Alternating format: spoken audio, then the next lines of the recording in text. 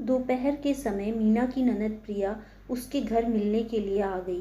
प्रिया ने मीना को कहा, यहीं पास में ही मैं किसी काम से आई थी तो मैंने सोचा भाभी आपसे मिल लेती हूँ। जब वो मीना के घर आई तो प्रिया ने देखा उसकी भाभी काम में व्यस्त थी। अपनी आदत के अनुसार प्रिया ने अंदर वाले कमरे में झांक कर देखा तो मीना की बहू कंगना पलंग पर चादर ओढ़कर आराम से सोई हुई थी। प्रिया ने कहा, देखो भाभी क्या जमाना आ गया है।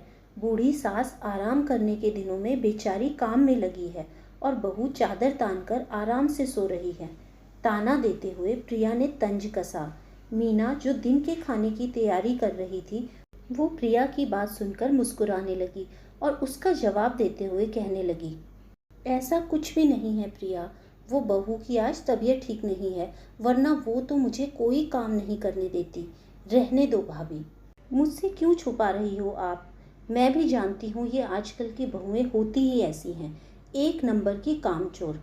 काम से बचने के लिए जब देखो तब बीमारी का बहाना बना लेती हैं। मेरी बहू कौन सी अलग है, वो भी ऐसी ही है। कहते हुए प्रिया ने मुंह बनाया। ऐसा बिल्कुल नहीं है प्रिया, जब हमारी बेटी की तबीयत खराब होती है तब क्या हम उसे खाना बनाकर नहीं खिलाते? तो फिर बहू को बनाकर खिलाने में इतनी क्या दिक्कत है? अरे भाभी आप बहुत भोली हो, आप तो कुछ नहीं समझती। प्रिया बोली, बहू कभी बेटी नहीं हो सकती भाभी।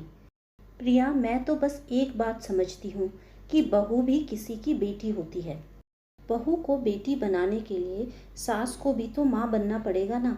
उसकी भावनाएं तो सास को भी समझनी होंगी। हम चाहते हैं हमारी बेटी को उसके ससुराल वाले बेटी जैसा प्यार दें, तो हमें भी अपनी बहू को बेटी समझने में आखिर दिक्कत क्यों हो भला? कहते हुए मीना खाना बनाने लगी। बहू के लिए उसने अलग से जो खिचड़ी बनाई थी वो उसे देने के लिए बहू के कमरे की ओर चली गई। खाने के साथ बहू को दवा भी देकर आ गई। वहीं दूसरी ओर प्रिया मीना की बात से बहुत चिढ़कर मुंह बनाते हुए बोली, हमें भी बहुत भूख लगी है भाभी, जल्दी खाना बना दो। बहू ने उनकी बातें सुन ली थी।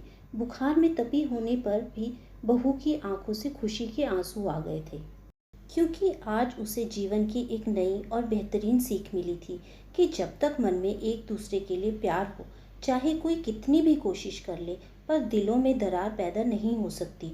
उसने सासू माँ को हमेशा अपनी माँ का दर्जा दिया था, तो आज उसके फलस्वरूप वो भी घर की बहू नहीं बल्कि बेटी बन चुकी है। तो दोस्तों उम्मीद है आपको आज की ये कहानी पसंद आई होगी। कहानी पसंद आई हो तो वीडियो को लाइक करें, चैनल को सब्सक्राइब करें ताकि आने वाली कहानियाँ आप तक पहुँचती रहें। Thank you friends.